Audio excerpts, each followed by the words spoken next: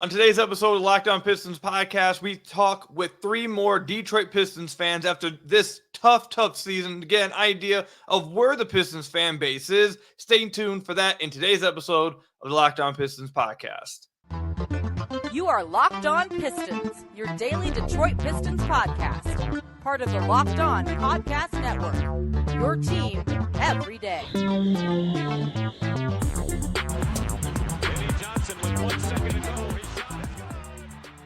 What's the deal? Welcome back to another episode of the Locked On Pistons podcast. Per usual, I'm your host, Kuka Hill. You can find me over on Twitter at Kuka Hill. I want to thank you guys for listening to another episode of the Locked On Pistons podcast. Please hit that subscribe button at the YouTube channel or leave us a 5-star review on whatever podcast platform you're listening to this on. That's another great way to support the podcast. And today's episode is brought to you by FanDuel. Make every moment more. Right now, new customers get $150 in bonus bets guaranteed. That's $150 win or lose. Visit FanDuel.com/lockedon today to get started. So today we are lucky enough to be joined by three different Pistons fans to get an idea of where Pistons fans are feeling or where they're at with this team at the end of this season. And like I said, every week we're going to try to get three new fans on the podcast. So if you're interested in joining the podcast, DM me over on Twitter at Kuka Hill or comment in the comment section down below at the YouTube channel or leave us a 5-star review on whatever podcast platform you're listening to this on. And in the review,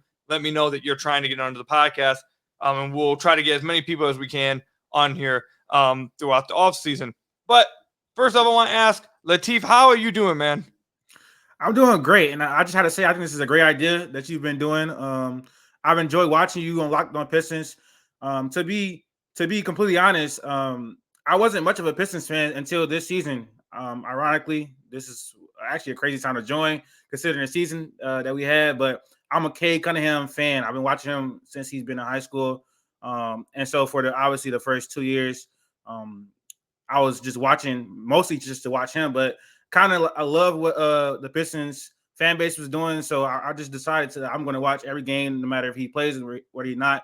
And as we know, he's dealt with injury in his career. So I watch every game, whether he plays or not, whether we win or lose, I've been there. So that's how I'm feeling right now.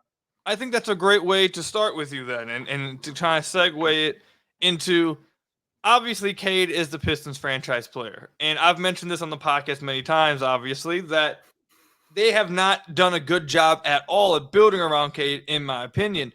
After this season, after watching this season, as someone who started off, like you said, as a Cade fan, and this is like really your first season, how do you feel about the Detroit Pistons? I guess you call it's a rebuild, but at this point, it seems like it's just a complete tear down now. It's about to be like some kind of retool, I guess, but it's about to be big changes.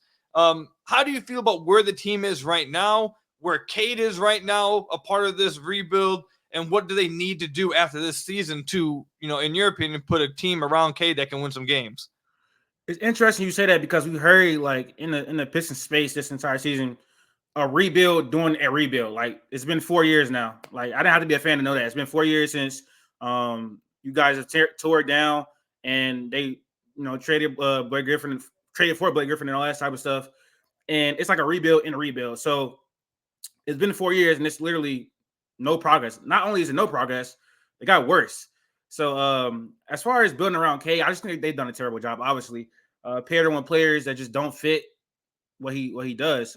He is, in all honesty, right now, how he's been used, he's been a heliocentric player who has the ball in his hands, high usage, a good playmaker. And so he obviously going to need players to defend and shoot around him. And they haven't been able to do that at all. Not only have they not been able to put shooters around him, Monty this season just doesn't understand. I think we talked about this a little bit, the concept of vertical spacing, using like a Star Thompson in other ways where he's being effective on the court outside of just sitting in the strong side corner where defenders can help off of him. But I have a lot of thoughts about Jaden Ivey and his fit alongside Cade. We haven't seen that be great at all. They haven't been able to play well for a long stretch of time while both of them are playing together. I just don't think that fit is going to work ever, to be honest. I love Jalen Duren. I love what they've clearly built chemistry in the pick and roll, especially through the time they've been playing together. We saw it in USA camps. They were dominating the USA scrimmages. That was some of some of the best basketball I watched from Cade and Durant in those scrimmages, and they dominated. They brought that into this year. They're really, really good in the pick and roll, but Durant, he just can't defend.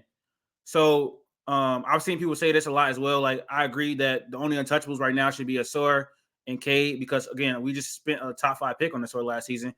He shows a lot of promise if he can develop correctly and be utilized correctly. So what I want to in this offseason is so the idea is that we need to rebuild, tear down, and build a whole entire new roster because this is obviously a terrible team. So you can't go into next season with this type of roster because obviously it's not going to work. But I don't think that we have the correct people in place to do that, to effectively do that. So I would like for us to explore trades for Jaden Ivey, even though his value is at an all-time low right now because of how he played this season. I would like to, if he will offer for Jalen Durant, I will entertain it, especially since we may get the first overall pick. It all depends on stuff like that. I see people not wanting to draft Alex Sarr because of the fit on the team with like a Jalen Durant. But for a 13-14 win team, you can't be thinking about fit. You just can't. This roster needs an overhaul. Unfortunately, we're gonna have to overpay for players and free agency as well, probably, because who wants to come to Detroit? I want to target people like Malik Monk. Hopefully, maybe we can get him. I don't know if he probably wants to win, but if we can give him a bag, might have to go for Tobias Harris, even though he is inconsistent. I've seen that a lot as well. I just want winning players on the team. Cajuns need players that are actual NBA players. Some of the lineups we've thrown out this season have been, that graphic where they have like the Lakers players, like just like I think it was like post Kobe or when Kobe was injured, of just random people on there. Like that's how some of the rosters thrown out this season. Lineups, we thrown out this season. So it's been terrible. I just want the front office to go into the offseason not holding on to these players they've spent high capital on, but exploring the best way to put a great team around Cade. And you asked me how I feel about Cade. He's shown tremendous growth throughout the season. As soon as any semblance of spacing came around him, the turnovers went down. He has developed something that I think is an elite trait, which is mid-range shooting. And I think my concerns for him are still going to be, again, turnovers, finishing at the rim, been close to abysmal. I want to see that continue to grow. And his handling traffic especially. And the jump shot, it wavers. So I want to see those places of improvement for him. So before I like that you went and covered all your bases and gave everything you feel about this team. I think you did a good job of covering everything. I do want to ask you, though, and I think I'm going to ask every fan this until we get news of something else happening. I asked all 3 of the fans in the last episode we did this with. I'm going to ask you and the 2 other fans in this episode. Where do you stand on, obviously, Monty Williams and Troy Weaver heading into the offseason? Do you believe, and we got about 2 minutes to go, do you believe that Monty should be gone? He should stay? Should Troy be gone? Should he stay? Do one of them need to go? Do both of them need to go? Just where are you at right now with those 2 guys heading into the offseason? Both of them need to go. Monty is honestly, when he got hired, I was excited because he was perceived to be one of the better coaches in the NBA, especially the job he did on the Suns. But clearly, that was fool's gold. He's shown throughout the season that he's incapable of creating actual lineups. I know he doesn't have much to work with, but it's everyday people like me and you can see that what works, and you just look at the numbers. And what he did to Jaden Ivey's progression this year was criminal. I know Jaden Ivey hasn't really earned the starting spot, but neither did Killian Hayes. But and then Troy Weaver, it's like he can do something good or perceived as good, and the next thing he does is terrible. He manages assets terribly. Like for instance, the whole James Wiseman situation, the Marvin Bagley situation, he can't trust him to actually build a competent team or to handle a draft, to handle assets. He's just been terrible at his job, and it's been terrible at every step of the Pistons organization. And if you ask me, did Tim Gore need to give up the right for the team, I would tell you yes. So yeah. All right, fair enough. I appreciate you coming on. And giving all your thoughts. I thought you said all that pretty well. And it looks like it is going to be a pretty busy offseason for the Detroit Pistons when it comes to obviously reworking the roster, decisions on Troy Weaver and Monty Williams. I think everyone needs to, strap their seatbelts and get ready for this offseason. I think it's going to get pretty noisy pretty fast. So let's see what happens, man. I appreciate you coming on. Had a lot of fun with you, man. Hope you have a great night. I appreciate it a ton. And again, if one of you guys want to come on the podcast to give your thoughts on this team and this season and this upcoming offseason, again, comment down below, or you can go over to Twitter and DM me at Kuka Hill, or again, leave us a 5-star review on whatever podcast platform you're listening to this on, and then leave in the review that you're trying to come on the podcast. So when we come back, we'll talk to the next Detroit Pistons fan and get their thoughts on the Pistons season this past year, or this season, actually, it's still going, and then this upcoming offseason. So stay tuned for all that when we come back. Are you the kind of driver that likes to push things a little further? Ever wondered what adventure could be around the next corner? Our friends at Nissan have a lineup of SUVs with the capability to take your adventure to the next level. The 2024 Nissan Rogue is perfect for city drives and great escapes. Class exclusive Google built-in is your always updating assistant to call on for almost anything. Gone are the days of connecting your phone. Google Assistant, Google Maps, and Google Play Store are built right into the 12.3-inch HD touchscreen information system. The 2024 Rogue is the perfect mid-size crossover for your next big adventure. The 2024 Nissan Pathfinder has room up to 8 and expansive cargo capacity and an advanced available 4x4 capability. With 284 horsepower and up to 6,000 pounds towing, when adventure calls, the Pathfinder is there to answer. Take the Nissan Rogue, Nissan Pathfinder, or Nissan Armada and go find your next big adventure today. Shop NissanUSA.com today.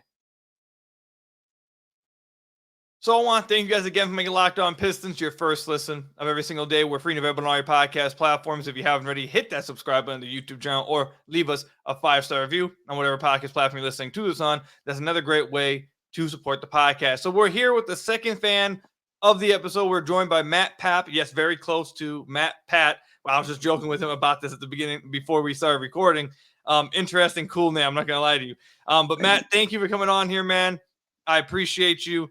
And let's go ahead and get your thoughts on the Pistons season. So let's start with just what is your Pistons story? How did you become a Pistons fan?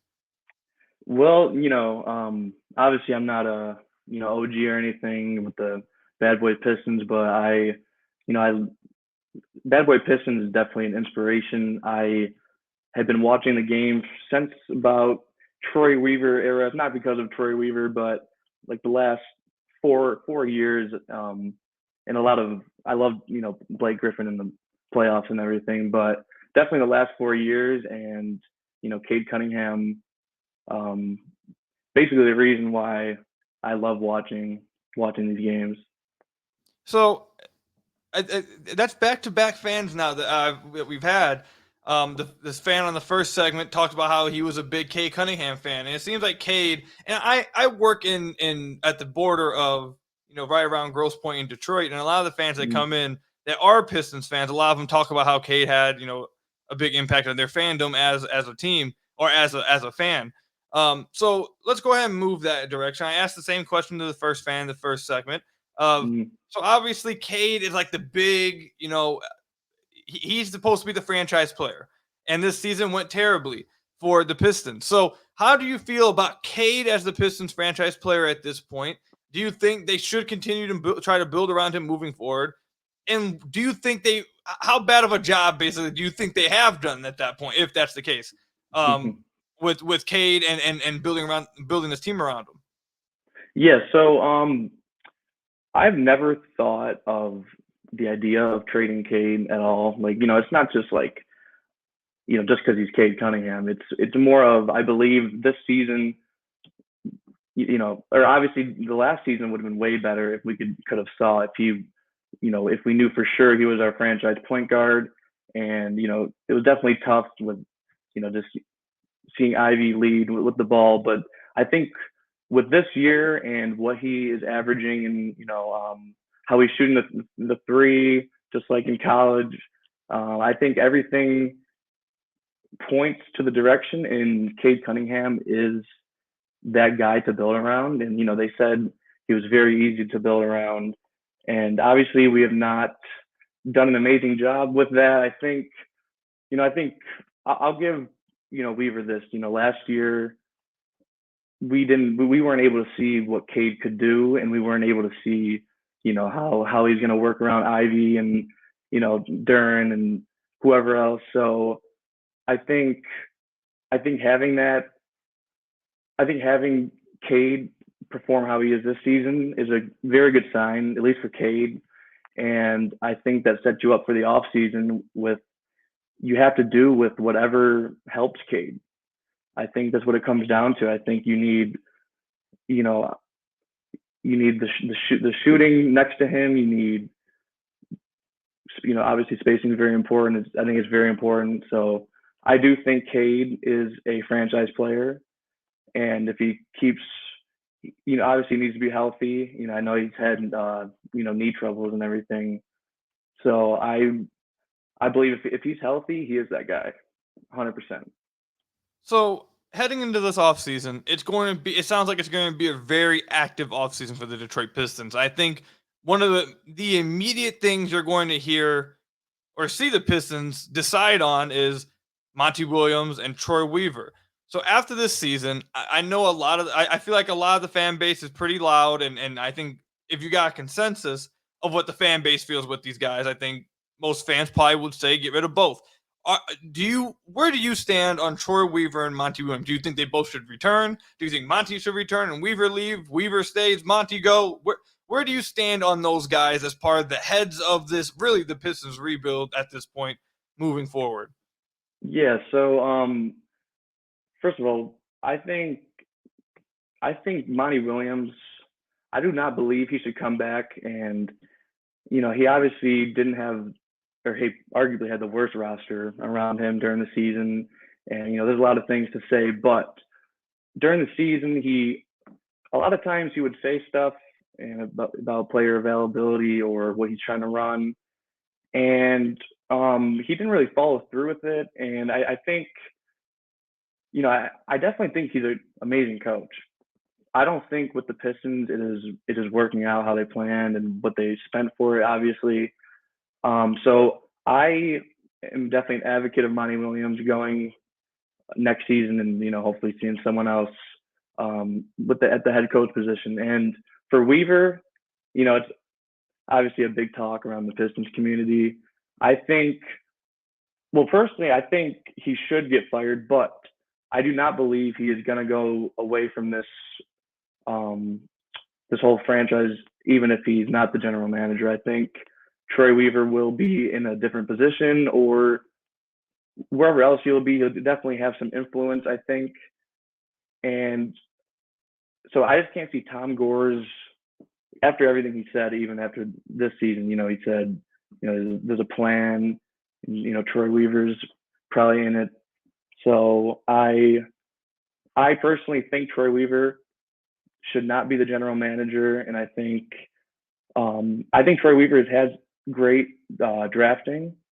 I haven't seen anything too strong with him in the offseason, because I'll give him this, because they did state that they weren't going to sign anyone huge in the offseason, just because they wanted to put the focus on the younger guys and see how it would work. So I think this is the offseason to see if we trust Troy with the big contract, whoever it is, Paul George, whatever the crazy, the overpaying we pay for players is. I think they definitely have some decisions to make, and I think Troy Weaver will be in the Pistons organization, but I do not believe he'll be the general manager that has a responsibility with the big signings and whatever they need to do this season. So I think that most fans probably feel, not all fans, but I think most fans probably feel the same way about Cade. I think most fans probably feel the same way about Monty and Troy. This next question I have for you, I think this is where you start to see real fraction within the fan base. People on this side, people on that side, people on this side. It's just all over the place. The Pistons' young core. And the rest of the roster was not good this year. Like the Killian Hayes of the world, the Isaiah Livers of the world, like all those guys, all these, Malachi Flynn, all these guys that are here now, Evan Fournier, like none of those guys matter for the Pistons' future. What matters and what needs to be talked about is the Pistons' young core of Cade, Asar, Ivy, Duran, really. I know I think Stu has improved, but I don't know if he's launched himself into those discussions. I just think he's going to be on the team next year as a role player. But either way, where do you stand with those 4 guys? Do you think the Pistons should shake it up and trade one of those guys, or do you think all 4 of those guys should return next year for another shot? Yeah, so first of all, I just want to say I'm a huge fan of all 4 of them. Like I think all 4 of the core 4 are, they're great players and they all have their special abilities and talents. But I do think that there has to be, not has to be, but I believe that there will be something done changing in the core 4, and it'll definitely, in my opinion, it should be either Ivy or Dern. I think a Sar and Cade are your staples, and I believe that the Ivy and Dern is very tricky because obviously Dern's play style might be a little bit more replaceable, but he's 5th in the NBA in rebounds. He's a very good offensive player. Obviously you just need to see that defensive side, but with Cade out last year, it's hard just to bring him and Ivy back and say, okay, let's see if we can work on this, because 13 wins this season, something needs to be done. I believe that Ivy, personally, I think that Ivy is the most likely to be traded.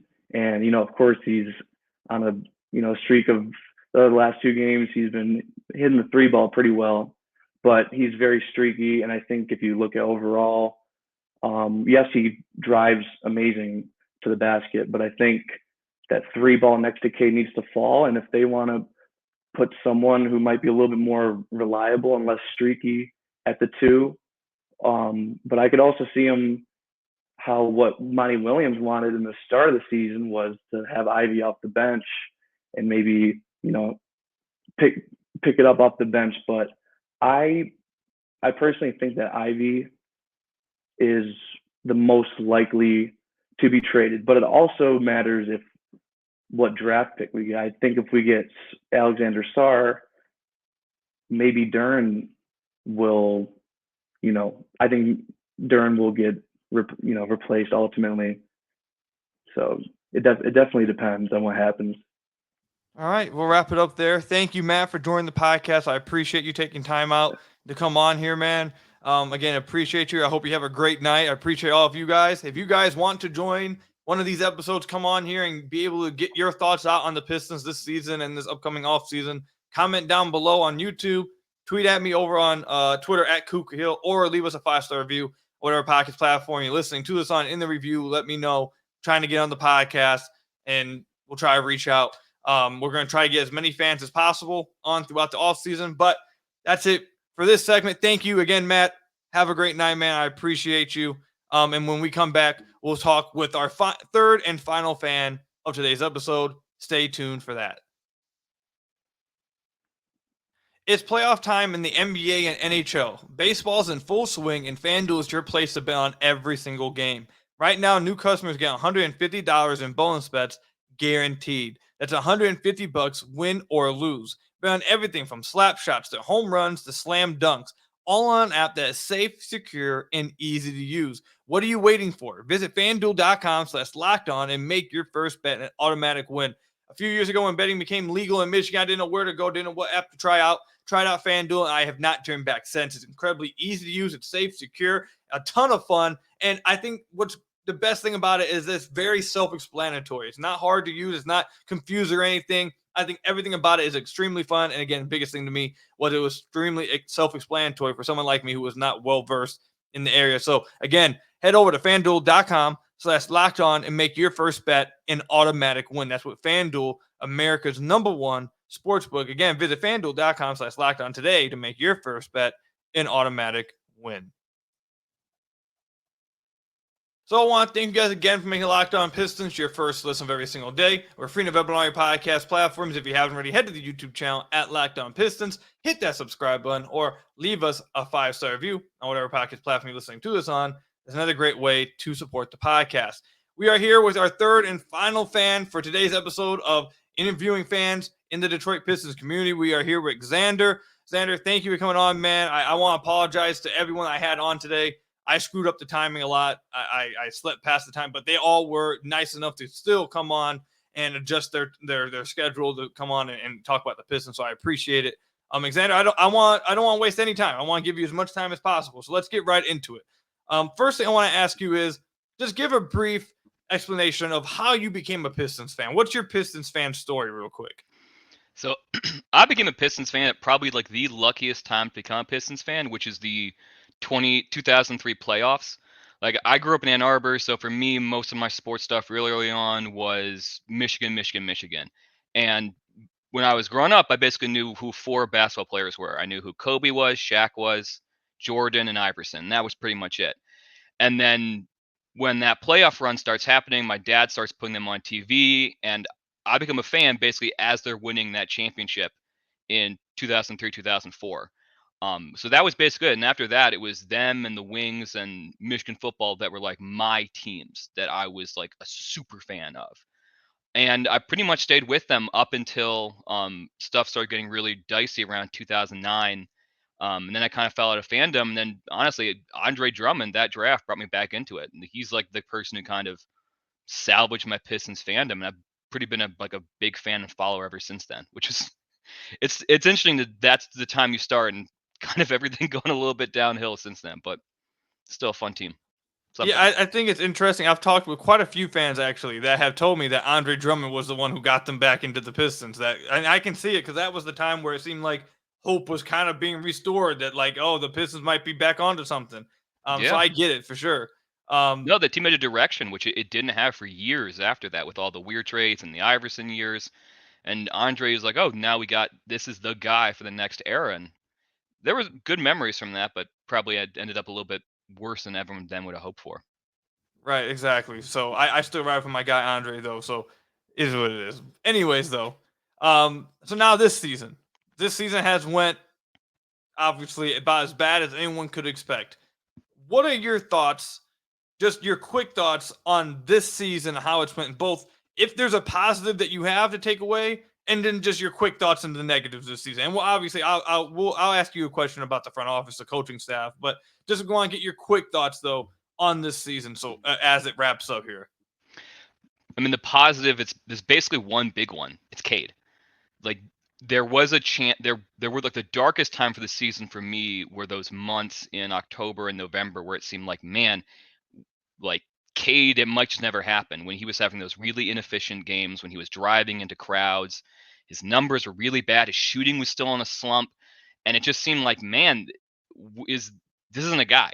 Like, maybe although people during draft were like, yeah, maybe this guy's like a rich man's Chris Middleton. He's a supplemental piece. He's not really a true number 1 pick. I mean, that was for me the darkest time.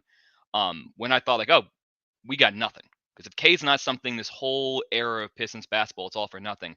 And the way that he kind of pulled his own season out of that tailspin in December and January, that's been the bright spot to me, is that, can he be the number 1 player in a championship team? That's still up in the air, but at least now you have that hope that maybe he could be, when for a while it just seemed like, man, we don't have anything. And the strides he's taken, and I mean, I know this was on Pistons Twitter going around a couple days ago, but all the shots of him this season when it looks like he's almost crying, like him getting through all of that and still seeming like all the other players, all the people around the franchise talking about him like, oh, this is the leader, the guy.